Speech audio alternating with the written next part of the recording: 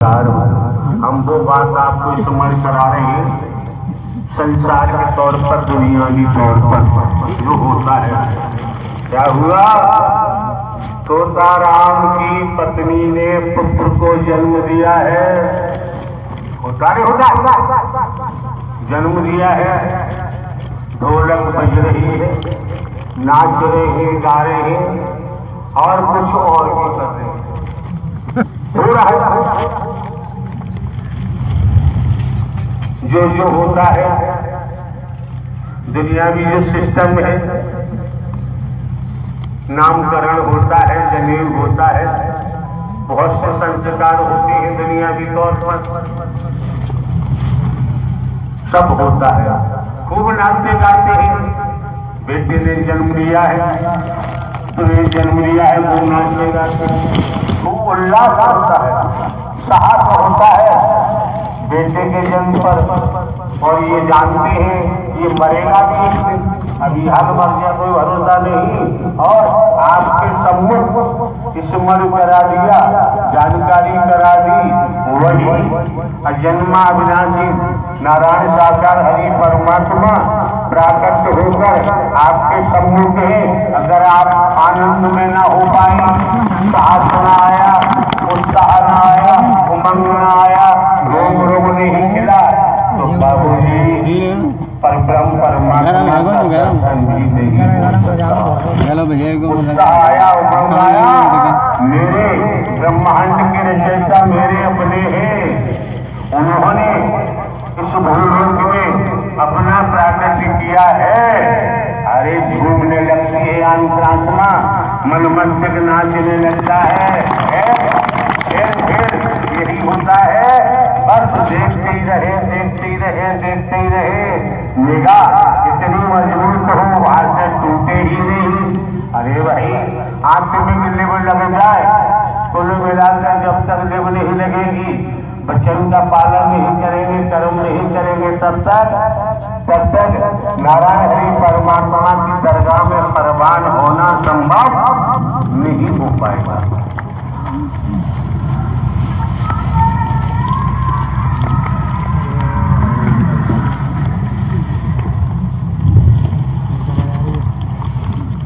इंसानियत मानवता के तहत कुछ विचार भी करना पड़ता है। अपनी कोठी में खूब नाचो गाओ कौन मना करता है, लेकिन कुछ बातें ऐसी होती हैं, उनको मस्तिष्क में रख करके तब करना चाहिए।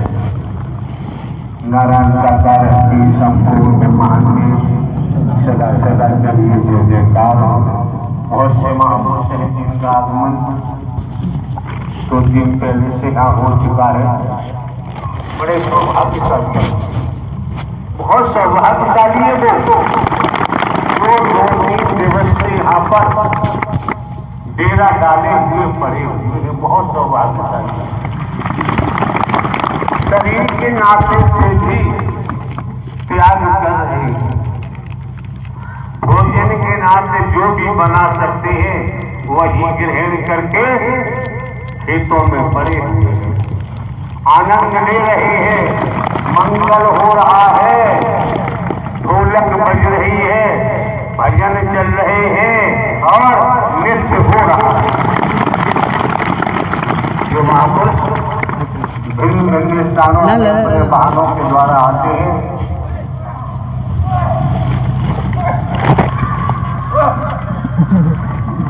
तो ऐसा करते हैं। कितने सौभाग्यशाली, अपने जीवन को जहां लगाना चाहिए वहीं तो लगा रहे हैं। हमारे द्वारा पूर्व में भी कहा गया है, जानकारी दी गई है, स्पष्ट बताया गया है।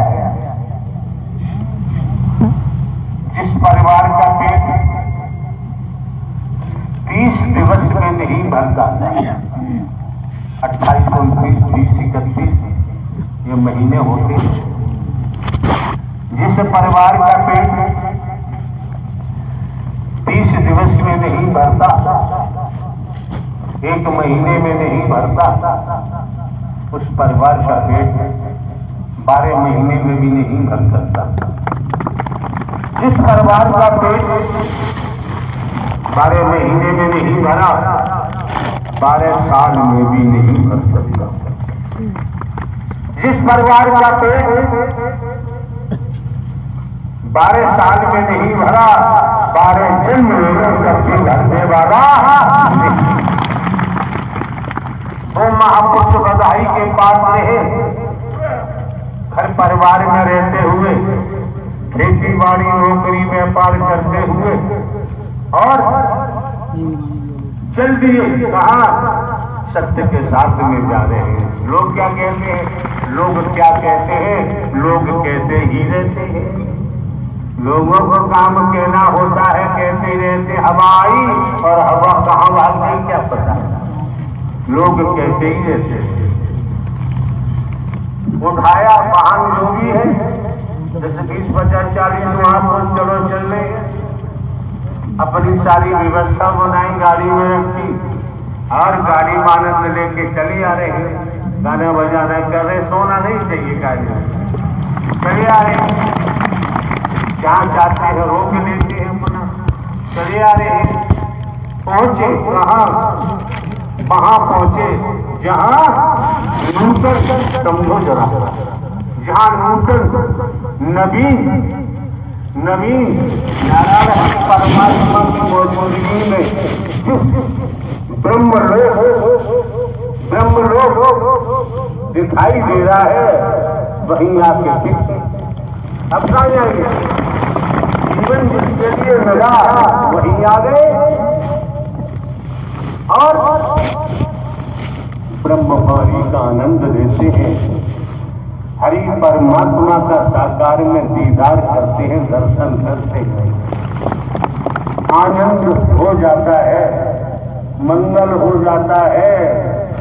ये आनंद मंगल संसार की संपत्ति से खरीदा नहीं जा सकता। सुना भी जाता है, वो परी है वो परी भाई, इसी बात है। इसका मन हरि परमात्मा की तरफ है, मन वचन कर्म से वो किसी प्रकार की गंदगी नहीं फैलाएगा। और जो दुनिया के मामले में घूमा हुआ है, पॉकेट मार भी आ जाते हैं, चैन तोड़ भी आ जाते, वो तो पहले से मना कर दिया है। कोई भी बहन बेटी कभी भी सत्य के साथ में ज्वेलरी पहनकर आने की जरूरत नहीं, अधिक पैसे भी लाने की आवश्यकता नहीं। अब क्या हरि कृपा करेंगे, तुम अपनी मनमती कर रही हो तो जेब कट गई तो तुम हरि क्या करेंगे, क्या करेंगे। जब स्पष्ट बता दिया कर्म करने को दुनिया स्वतंत्र है और भोगने के लिए परतंत्र है, इसीलिए तो 84 लाख योनियों का प्रावधान है।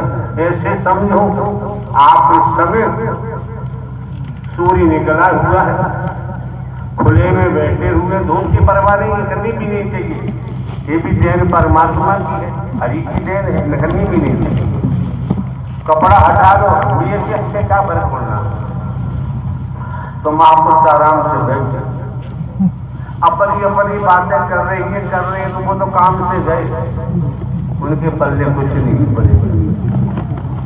क्या हुआ समझो जरा, मूसलाधार बरसात हो रही है, यहाँ भी ब्रह्मवाणी अमृत की मूसलाधार बरसात हो रही है।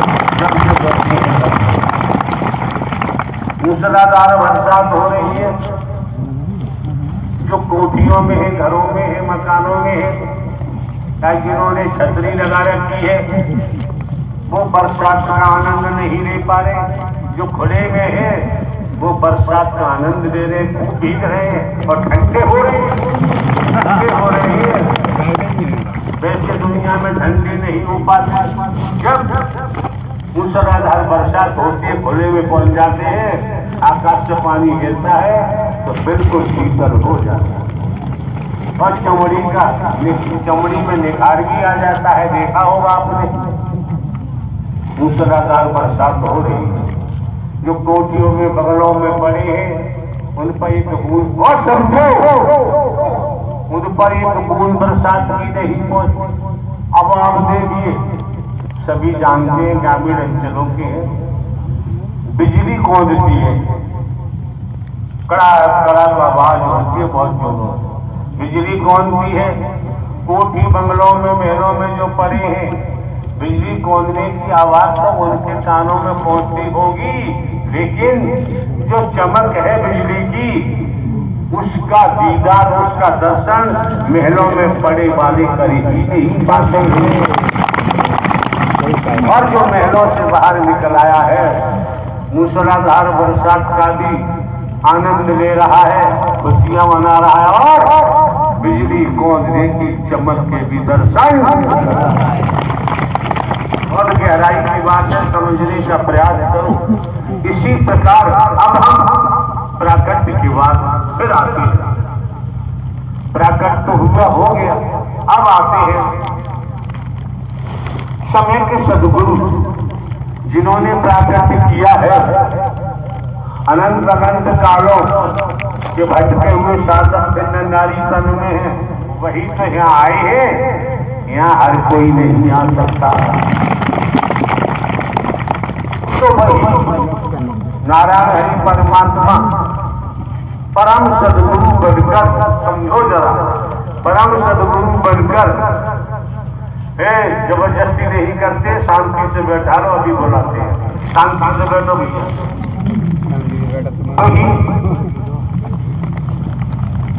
ये ब्रह्म